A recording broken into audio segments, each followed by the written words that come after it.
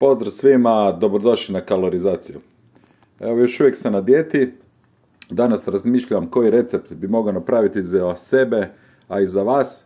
Da je zdrav, da je niskokaloričan, da je pun proteina i vlakana.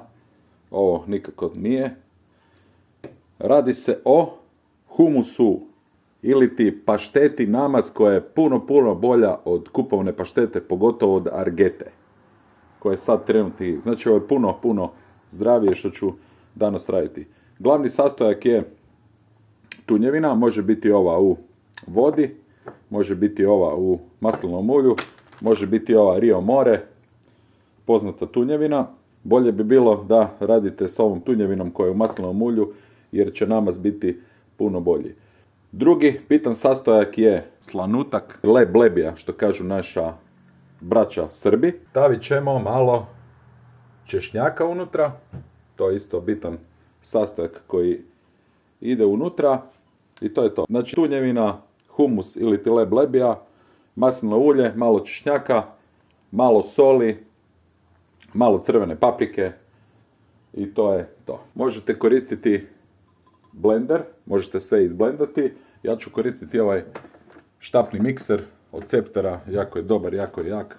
Znači samo ću nabacati u posudu to i izrokat na brzinu i dobijamo vrhunski namaz koji je bolji, vjerujte mi, bolji od namaza iz trgovine.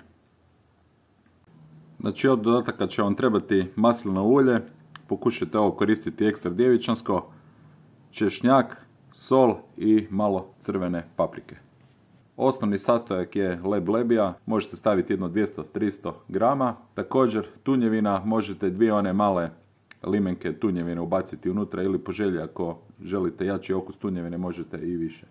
Posuda, idemo tunjevinu u posudu, dodati ekstra verđine, maslinovo ulje. Ako želite da bude mekše, stavite više maslinovog ulja i ako volite maslinovo ulje slobodno stavite 2 velike žlice.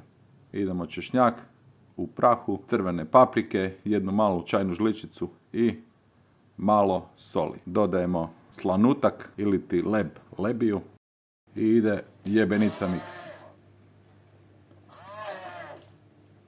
Što više budete miksali, smjesa će biti mekša, lakše će se mazati. Možete nadodati još malo ulja ako želite još da se to razmazuje onako baš kao prava pašteta. Ja volim da malo krupnije. I evo ga, ovo je gotov, jako zdrav obrok, niskokaloričan i pun dobrih nutrijenata. Bacite like ako vam se sviđa video, do sljedećeg videa šaljem vam veliki pozdrav.